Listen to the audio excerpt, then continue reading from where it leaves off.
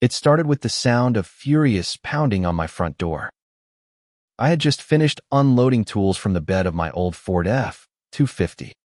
Dust from the ranch road still clinging to its tires. When Karen stormed up my porch like a bull charging red cloth. Her round frame quivered with anger. Her sunglasses perched low on her nose, even though the evening sun was nearly gone. In her hand, she clutched a folded sheet of paper she waved around like a weapon. "You can't park that truck here," she barked, her voice so loud it rattled the window panes. "This is HOA property, and I'm issuing you a violation notice effective immediately." I stared at her for a moment, half in disbelief, half in rage.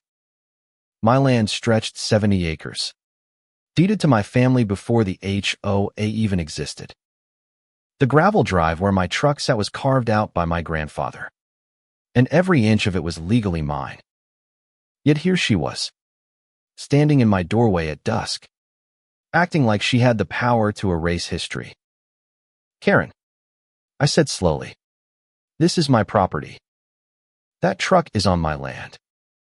You have no jurisdiction here." Her laugh was shrill and mocking. "Oh, please. The board voted last month to annex this section as community-controlled. We're expanding, and that means your so-called private driveway falls under our purview now. Either move the truck or face daily fines." She slapped the paper against my chest, her smug smile daring me to resist. I unfolded the document, my eyes scanning the flimsy text. It wasn't notarized. It wasn't stamped. It was nothing more than a word process sheet declaring HOA ownership over adjacent parcels. My blood boiled. "This is fraud," I said firmly. "You can't just print a page and call it law." But she only grinned wider, puffing up her chest. "Watch me," she hissed. Neighbors had begun to gather, drawn by her shouting. Phones came out, recording the confrontation. Some whispered nervously. Others smirked as though they'd been waiting for this day. Karen, emboldened by the attention, stomped down my porch steps and marched toward my truck. "If you won't move it, I will," she declared, tugging at the door handle like she had any right to touch it. Rex, my cattle dog, barked furiously from the porch, his hackles raised, his growl rolling low and dangerous. That was when I made the call. Calm, steady, deliberate. I pulled out my phone and dialed the sheriff's office. "I'd like to report attempted trespass and property seizure," I said loud enough for the crowd to hear. "Yes. The suspect is here now, trying to take my truck." Karen's head snapped up, her face flushing crimson. "You wouldn't dare," she spat. I held her gaze. "Oh, I dare."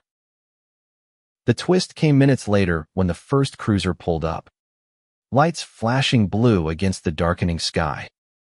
Out stepped Deputy Morales, a longtime friend who knew my family well. He looked from me to Karen, then down at the flimsy paper she waved at him like a flag of victory. She puffed up with false confidence. "Finally, arrest him for illegal parking on HOA land," she demanded. Morales raised an eyebrow. "On his own land?" he asked flatly. The neighbors chuckled, their laughter rippling through the crowd. Karen's smile faltered, but she doubled down. "This is annexed. We expanded. We have the authority." Morales held out his hand. "Show me the deed transfer." She shoved the paper into his palm, her lips twitching with nervous defiance. He scanned it for a few seconds before letting out a low whistle. "This isn't worth the paper it's printed on. Ma'am, this isn't a deed. This is attempted fraud." The air cracked with gasps. Karen's face drained of color, then flushed bright red again as she stammered. It's legitimate. The board approved it. But her board wasn't here. George and Denise, the usual shadows behind her, were nowhere in sight. For once, she was standing alone. Morales turned to me. "Do you want to press charges?" he asked, his voice steady. My answer was firm. Yes. For trespass, attempted theft, and harassment. The crowd erupted in murmurs of approval. Some clapping, others shaking their heads in disbelief at Karen's audacity. She shrieked, "You can't arrest me. I'm the president. I'm in charge." But the deputy was already pulling out the cuffs. When the steel clicked around her wrists, the street roared with cheers. Neighbors who had been silent for years now shouted their grievances. She fined me for planting sunflowers. One yelled. She trespassed on my porch to measure my railing. Another added. The voices rose together, a wave of truth crashing down on the woman who had once silenced them with fear. I stood tall by my truck, the evening air cool against my skin, the lights of the cruiser reflecting off its polished chrome. Karen was shoved gently but firmly into the back seat, her screams muffled by the door slamming shut. For the first time, she wasn't the queen of the cul-de-sac. She was just another criminal, caught in her own lies, facing the justice she had long denied others. The crowd's energy was electric as Karen sat fuming in the back of the cruiser, her face pressed against the glass, red and blotchy with rage. The irony was sharp enough to taste she had spent years calling deputies on neighbors over petty nonsense. Yet here she was, caught, cuffed, and humiliated under the very lights she once tried to wield as her weapon. People who had lived in silence finally found their voices. Some laughed, others cried, but all of them looked lighter, as though a storm had finally broken. But her story wasn't done. The fallout came quickly.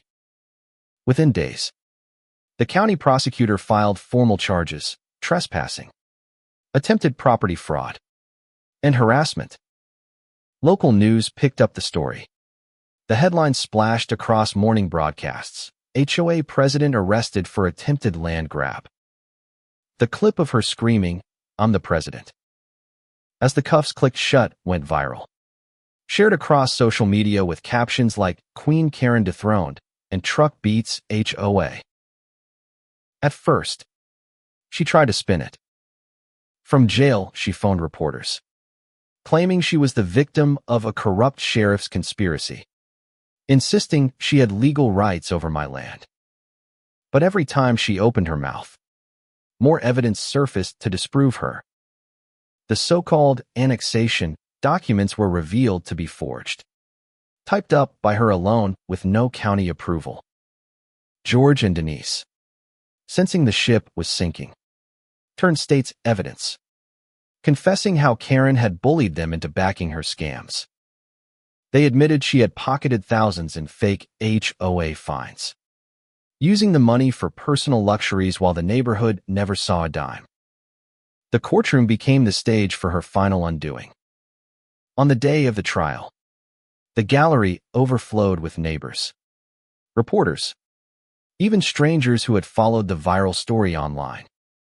I sat at the front, calm but resolute, my attorney by my side. Karen entered in a wrinkled suit, her wrists free but her pride shackled. She tried to walk tall, but the whispers that followed her every step tore at her composure. The prosecution laid it all bare. Exhibit after exhibit of fraudulent notices, bank records showing misused funds, testimony from neighbors about years of intimidation. Then came the video, the one recorded by half the block off, her tugging at my truck door at sunset, screaming about annexation while I stood holding the real deed. The jury watched in stunned silence. Some shook their heads, others scribbled notes.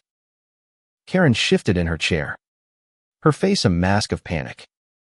And then came the twist. Called to testify was not just my Aunt Lydia, who confirmed the legitimacy of my deed, but also the county surveyor, a quiet man with a stack of maps and boundary lines. With calm authority, he explained how the HOA had no legal path to annex my property, how every attempt Karen had made was not only baseless but dangerous, threatening to destabilize property rights across the county. His words hit harder than any accusation. He didn't just dismantle her claim, she buried them under decades of law and record. Karen's defense was weak, her lawyer scrambling to frame her actions as misguided leadership. But the jury wasn't fooled. When the verdict came guilty on all counts, the courtroom erupted. Neighbors clapped. Some hugged. Others cried tears of relief. Karen slumped in her chair, pale and defeated. Her empire of lies reduced to rubble in front of everyone she had once terrorized. The sentence was poetic justice. Restitution to every neighbor she had fined. A permanent ban from serving on any HOA board. 6 months in county jail for fraud, with probation afterward. And a personal fine payable to me for attempting to seize my property.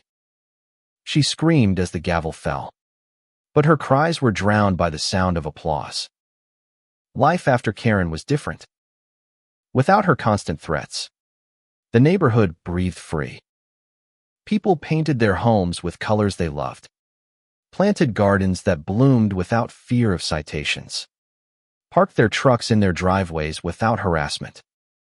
We started hosting block parties, BBQs, and lake gatherings, real community events, not staged spectacles of control. My truck, the same one she had tried to seize, became a symbol. Neighbors took photos with it, laughing, calling it the truck that ended Karen. And as for me, I learned something deeper. Justice isn't always about anger, it's about standing firm when someone tries to steal what's yours. It's about knowing the law, gathering the truth, and letting the weight of both crush lies into dust. Karen thought she could rewrite property lines with arrogance. But in the end, the only line that mattered was the one she crossed the night she touched my truck.